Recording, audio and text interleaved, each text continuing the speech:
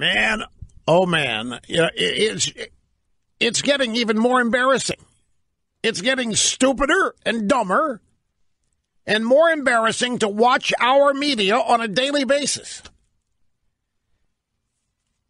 It is getting to the point, for me, of defying description. And what the drive-by media is actually doing and perpetrating. I mean, I know what they're doing, and everybody else knows what they're doing. But it is just, it's gone beyond the realm of what anybody would consider polite sanity. CNN yesterday actually sent a reporter to Bangkok to interview that honeypot that's in jail, who claims to have 16 hours of recorded phone conversations implicating Trump and Russia.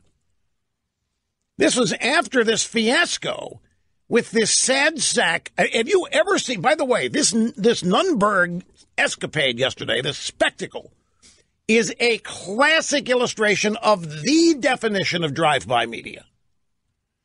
Greetings, my friends. Great to have you. Rush Limbaugh at 800-282-2882 and the email address lrushbaugh@eibnet.us. So the big news of the day, before I get into that, I want to remind you of something, and the way to watch this, if you're going to endeavor to watch it, these people in the media, you can argue about whether they believe this or whether they've become poisoned by their own hatred or whether it's all an act and they know it's an act and they're perpetuating a myth knowingly. You can argue about that. What you can't argue about is that they have no concern and no awareness of how they look to the audience. And that means they don't care really what their audience thinks of this. All of this is being done for the audience that is inside Washington, inside the Washington establishment. And there is a singular focus throughout that establishment, and I don't care where you go. If you go to the intelligence community, you go to the House, the Senate, you go to the various cabinet-level bureaucracies, the objective there is to get rid of Donald Trump. It's pure and simple, and that's all it is, and that is the order of business every day. Pure and simple. Plain and simple, that's the focus. That is the objective. There isn't any news anymore. There isn't even any reporting of news anymore. There is simply the daily agenda of getting rid of Trump and everything that happens that could be related to that would move that objective forward. So the big news of the day yesterday is supposed to be about some person that none of us ever heard of. A sad sack, clearly disturbed, unbalanced individual by the name of Nunberg. When I saw this, remember these O.J. Simpson movies, the parodies on police, Police Squad or whatever? He played this idiot cop named Nordberg. It's all I could think of when I kept seeing this guy's name, Nunberg. I thought I was watching a comedy. I thought I'm watching a comedy movie here. Sam Nunberg? Nobody ever heard of Sam Nunberg, and that's why Sam Nunberg is a basket case. He wants desperately to be heard of, like every other millennial out there. Desperate to be known, desperate for everybody to know who he is, desperate to have his life have meaning, desperate to be famous. But your life is never going to have meaning if you don't have any responsibility, and this guy clearly doesn't have any responsibility, and that agitates him. He was fired, I think, from the Trump campaign 3 times. He was sued for $10 million for violating an NDA, a non-disclosure agreement. But we're supposed to all be breathless and speechless at the things this guy was saying, even though he's been fired 3 times, at least. He had low-level staff jobs. I mean, the real question, if you want to really explore this, is what the hell was this guy doing anywhere near a campaign? How did that happen? But to think that this guy has the goods, these people, they go to bed at night dreaming of waking up with the magic bullet piece of evidence that Trump and Putin are friends and colluded and stole the election from Hillary. They dream of waking up with that story dropping right in their lap. That is how they begin every day. They begin every day thinking it's going to happen, praying it's going to happen. Well, I don't know about praying, hoping it's going to happen. Believing that it is happening. When some lunatic like this shows up, when some disturbed individual crying out for attention shows up and starts saying exactly what they want to hear. A guy who never worked on Trump's general election campaign. A guy who never worked at the White House. Again, exclamation point on the fact that this means nobody has anything. If this can become the news cycle, this guy was on more shows than Susan Rice went on to deny what happened in Benghazi. This guy was on any show that would take him, and they kept him for 45 minutes. Nobody gets 45 minutes, especially when they smell adult beverages on his breath.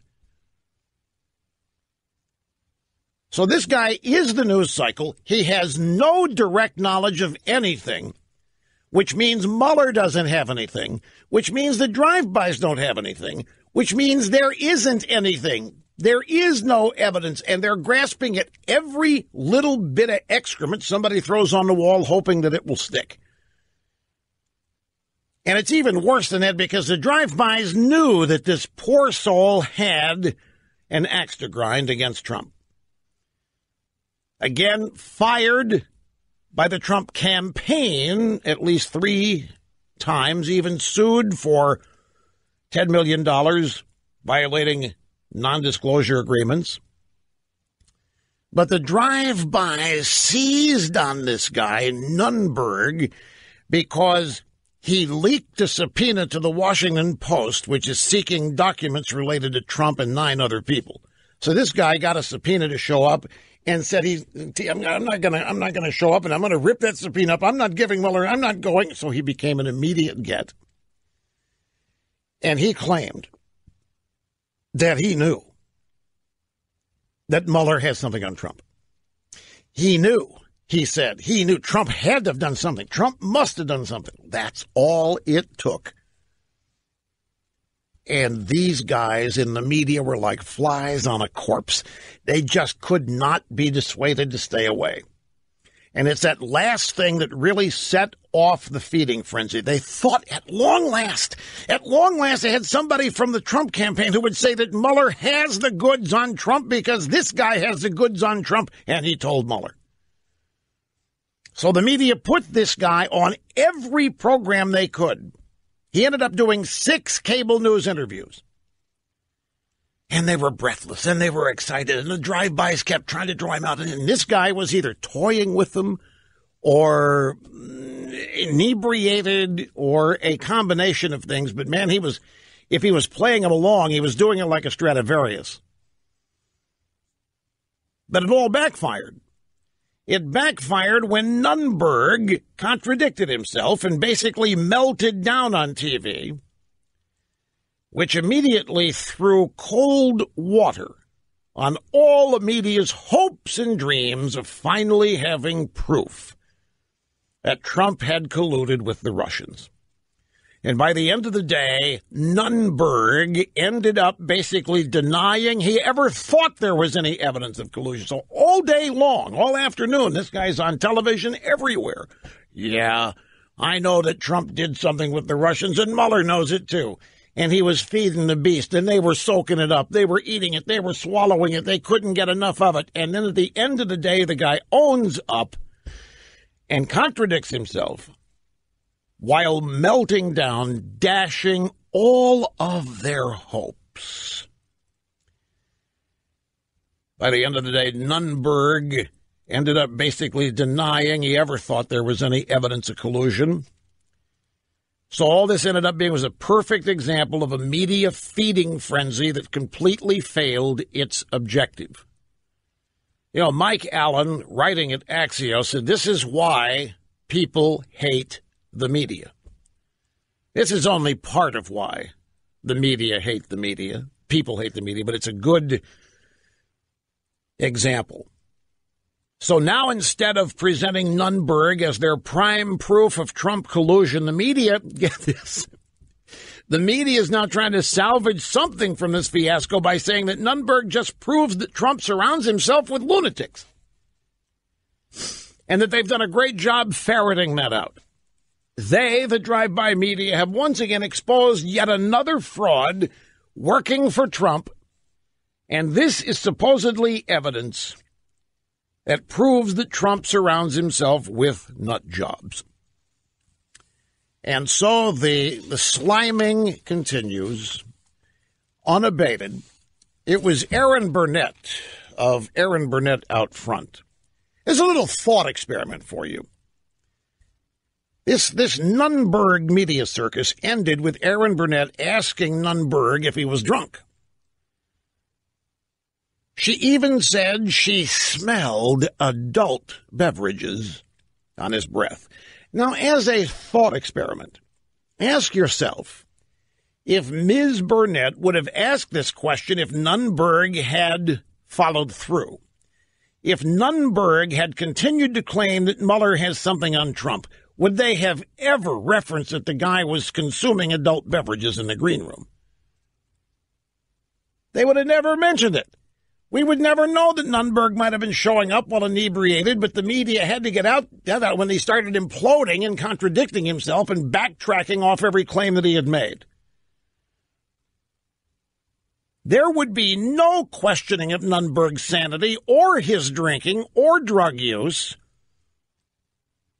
if he had continued to stay on message and affirm that Trump colluded with Russia. In fact, if he hadn't backtracked, if he hadn't melted down, if he hadn't at the end of the day contradicted every assertion that he made, today there would be nothing but praise for the courage of a former Trump aide coming forward with this important information. As it turns out, it's beyond description how useless and worthless this is, but look at the time and the attention this guy got. There wasn't any checking. There wasn't any confirmation. They didn't hold this guy's TV appearances while they tracked down what he said. They didn't do any checking on this guy at all. All it took was somebody from the Trump campaign dumping on Trump, saying there had to be collusion between Trump and Russia. That was enough. Put him on the air.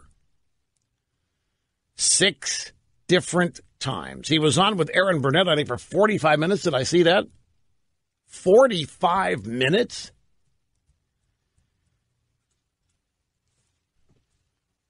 Now they're trying to spin their failure with this. You see, they had hoped that Nunberg was going to finally give them proof of Trump's collusion, but instead of admitting they made fools of themselves by giving this whack job all of this wall-to-wall coverage, the media now claiming that Nunberg cracked under the pressure of Mueller closing in on Trump. All of this happened yesterday because Mueller's getting close. Mueller's getting close to Trump, and that means Nunberg was feeling vulnerable. Nunberg might be caught up in all of this, so he had to go out there and somehow protect himself. In the real world, nobody knew who the guy was. Fired 3 times, sued for $10 million. The guy was a non-factor. Can somebody explain something to me, by the way? Why is Carter Page still running around free? Well, no, the reason I asked this is because he was the reason they got the FISA warrant. Carter Page. Where are the charges against Carter Page? Carter Page was the reason, the first step they took to try to establish that Trump was colluding with Putin and Russia. Now the FBI and everybody, the drive, no, it wasn't Carter Page. You're wrong. It was Papadopoulos. Oh, really, Papa? Well, guess what we've learned about that? This Australian lawmaker, whoever he was, ambassador, that Papadopoulos started running in mouth off, guess where that guy used to work? He's a donor to the Clinton Foundation. He's a $25 to $50 million donor to the Clinton Foundation, the guy that Papadopoulos ended up making a drunken comment to.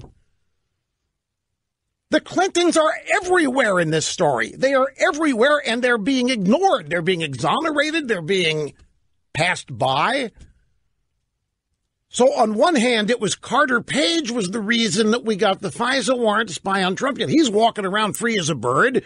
No charges, no plea deals, nothing. Meanwhile, people that haven't been named, people that weren't involved in the FISA warrant, are either pleading guilty or being charged. And then after the Carter Page thing blew up, Adam Schiff and the Democrats in their precious little response memo are trying to say it wasn't Carter Page that got this all started. It was George Papadopoulos. Well, they didn't know about Papadopoulos until 6 months into this. And Papadopoulos is another bit player that Trump has never met on the fringes of the campaign. You know, a campaign in politics is like a rock tour in music. There are groupies and there are hangers-on, and the group, the band, doesn't know 90% of them. They trust the unit managers and all that to keep the creeps and the groupies away, unless the band, well, wants a night with a groupie, and then that's arranged. But other than that, the wackos are kept out. So Papadopoulos is talking to an Australian ambassador or some such thing, and he's had too much to drink one night, and he starts talking about Trump and the Russians. And little Adam Schiff says, that's what got the FISA warrant going. That's the exchange. It's not Carter Page. Well, that's BS. It was Carter Page. It was all Carter Page. Papadopoulos is a fallback position because the first attempt at getting this FISA warrant was bogus. And now we find out that the guy Papadopoulos was mouthing off to is a big-time donor to the Clinton Foundation. And you know what that means. He's a big-time investor in the Clinton political fortunes. So everywhere you look, the Clintons are involved here. And they're being ignored. They're being given a big pass. They're being exonerated. In fact, Comey exonerated Hillary. And I'm telling you, the Clintons and their widespread universe is really the focal point. It's ground zero for all of this crap. Anyway, I got to take a break. We'll be back here. We'll continue in just a minute. Don't go away. I have to. You people in the drive-by media, you need to be embarrassed. At some point, you need to fess up. There has to be some semblance of maturity and responsibility. Are there no adults left anywhere in the media? I'm being serious. Are there no adults? Walter Cronkite would never do this. Walter Cronkite, Edward R. Murrow, the legends that our present drive-by media seek to someday be, the people they respect, the people they emulate. Edward R. Murrow, Walter Cronkite, John Chancellor. These guys would never put somebody obviously drunk and inebriated on 6 different shows for 45 minutes. Well, maybe a Kennedy. But outside of that, they wouldn't put this guy on. I mean, this guy Nunberger, we got a little montage of some things he said coming up. He called Sarah Huckabee Sanders a fat slob, and they did not admonish him over that, by the way. Told her to shut her big, fat mouth. The guy had no credibility. He wasn't credible. He wasn't under control. And yet this guy drove the coverage for hours. For hours. Because these people in the media are obsessed. And this is even further evidence they're not going to give this up. By the way, this guy Nunberg left the Trump campaign in 2015. Well, that's when Trump announced. Trump announced on June 16th of 2015, and this guy was gone not long after. The guy doesn't know anything. He remained, I'm told he was a loud advocate for Trump, but he had no pass. He was not part of the campaign apparatus, was not an employee. He was actually fired 3 different times. A non-entity, a total non-factor. And this guy actually fleeced and maneuvered America's drive-by media, the entire media industry, basically self-immolated. They set themselves on fire simply because some guy that nobody ever heard of came along and claimed that he knew or thought that Trump had colluded with Russia. Now, does this not do something very significant? Does this incident not fully discredit every story they have run, beginning in November of 2016, with all of these deep state sources? Remember all of these Washington Post and New York Times and CNN stories with multiple reporters, and all of these anonymous sources. Now, we were told were from various elements of our defense and intelligence apparatus.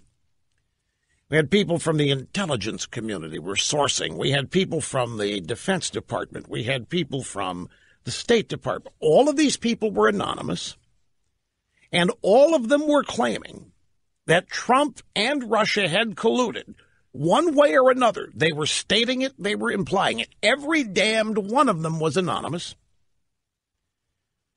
And yet every one of those stories, there might have been a couple, three exceptions, but every one of those stories had a little line in it somewhere that to date there is no evidence of these allegations, but the officials we've spoken to are certain that it will soon be forthcoming or some such thing. Well, given what we saw of how they used this guy, I think we have to call into legitimate question just who were all of these anonymous sources? Did they even really exist? Or were they just made up by these reporters? It's a serious question. If they'll take a guy that they don't even know, and they know that he's drunk, they know they can smell adult beverages on his breath, and they'll still put him on the air. 6 different shows, 45 minutes in one interview, knowing he's drunk, knowing he was fired in 2015, they'll put him on the air simply because of what he says, that they don't check, they don't verify, they don't corroborate, just like they didn't check or verify or corroborate anything Christopher Steele said in that stupid dossier. So tell me, just what value has any of the reporting on this had? If you ask me, this escapade yesterday serves to disqualify every story the media has run on this. The only thing different about this guy was we actually saw him, and we have a name. But all of these others anonymously sourced to the Washington Post, the New York Times, CNN, take your pick, we don't even know who they are. And we don't even know that they really exist. And we do know that whatever they said was hokum. We do know that everything they implied and everything that they intimated, turns out to be totally 180 degrees wrong. This episode yesterday, as far as I'm concerned, disqualifies every story these people have run to date. Because the way this happened yesterday is proof positive of the way this whole story happens each and every day. The way the media is dealing with this and reporting this and treating it every day. We saw it. There isn't anybody yet that has any evidence. We have a year and a half of reporting on this now. There's not a single person with a shred of evidence. The evidence, in fact, points straight to the Hillary Clinton campaign and the Democrat Party, and it is being studiously, purposely ignored.